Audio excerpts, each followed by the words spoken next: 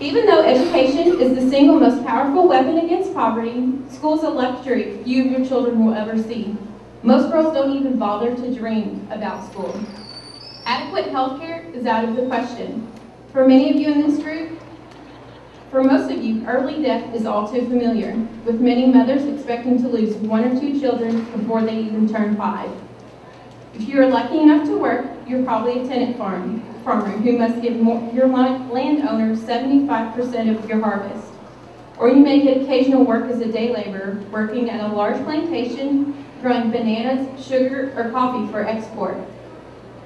You reap few benefits from these crops. You prefer to grow food for your children to eat. The rigid rules and double standards of international trade prevent your country from reaping these benefits as well. For example, just a 5% increase in your country's share of the world's exports would result in $350 billion.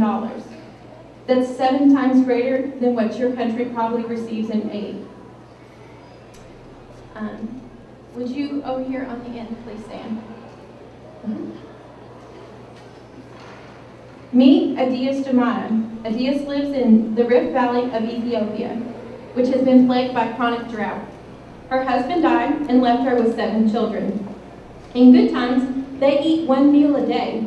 Her children have suffered from malaria and other illnesses related to the shortage of food. Adias has 3 goats, but was forced to sell them. Has 3 goats, but was forced to sell them in an attempt to feed her children and overcome these problems. I have nothing left to sell, she says. You may be seated. Okay. Now I have some news that will affect some of you. As we've said, no one can choose the circumstances to which they are born. Some people have good fortune to change their lives for the better, but for the most, circumstances of life are determined by factors outside of their control. If the people sitting in the middle income section will check under your chair to see if you have a low income ticket.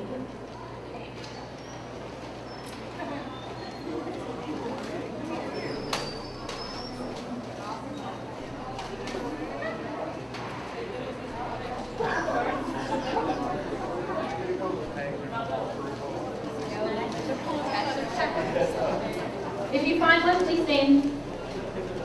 Let us all couple pull out. We have a lot of illegal tag. Do what? A lot of illegal tag the chair. Oh.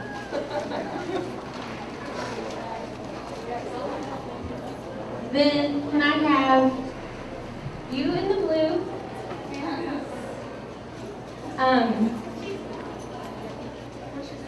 And then you, the girl with the red hair? Yeah, you stand. And I think in the plaid, in the back row, yeah, you guys please stand. These people live in Haiti. Your families have cultivated rice for as long as you can remember. You go to the market each week to sell your rice, but lately, cheap subsidized rice has been flooding your market. You notice that the bags are marked U.S. rice from the port of Miami. You cannot compete with the low prices. You cannot even blame your fellow Haitians for buying the cheaper imported rice. What you don't know is that the only reason the U.S. can afford to sell the rice so cheaply is because the U.S. government spends billions each year subsidizing this rice. This causes rice farmers in the U.S. to produce too much, which they then dump right into your small market. Do ordinary people in the U.S. know how this is devastating your family? Would they care if they did? I ask that each of you take a seat in the low-income area. This is just a small slice of life as it plays out each day around the globe. Now we invite you to eat. Those of you in the high-income area will be served a nutritious meal. Those of you in the middle-income area may proceed to the buffet area where you will be served rice and beans and water. Those of you on the floor in the low-income area, you will be served rice and water.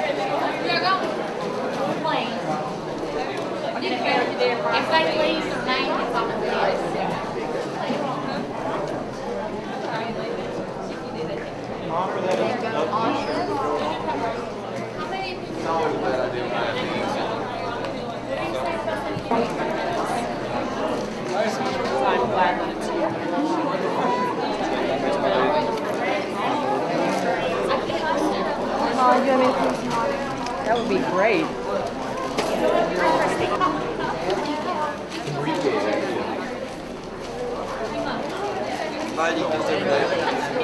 Yeah, look, buddy, just every day.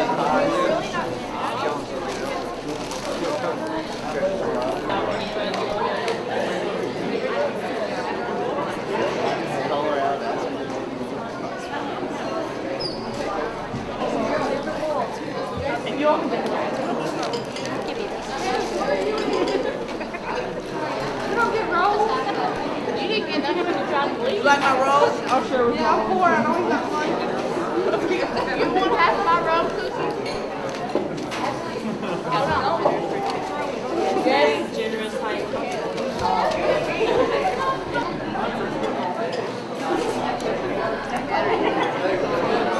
Would you like some green beans? Welcome. Anything for you high class folk. Would you all like some green beans? You would?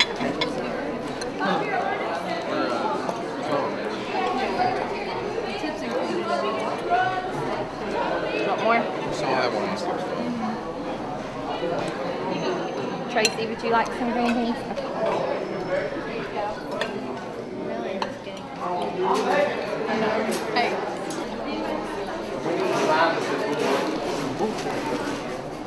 Can we get some butter? Butter would be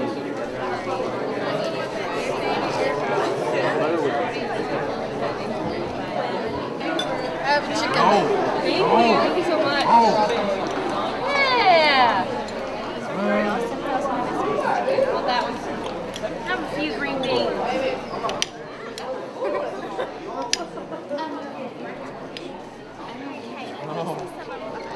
I helped Brooke Shelley and Megan Hamilton coordinate this, and we just wanted to give people an idea of what poverty and hunger is like around the world and allow them a first-hand experience with it.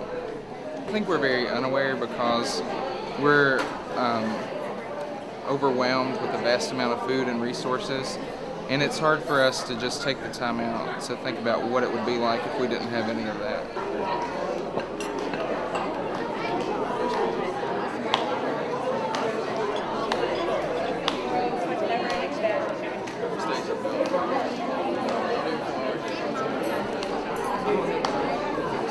Give a man a fish, he'll eat for a day.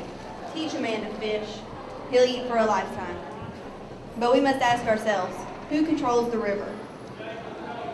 Who controls the river is an important question because there are many well-be a company whose factory is polluting upstream. A government or international institution could be planning to build a dam, displacing thousands of villagers. One larger fishing company may be overfishing, placing the entire livelihood of ordinary fishers at risk. So who controls the river?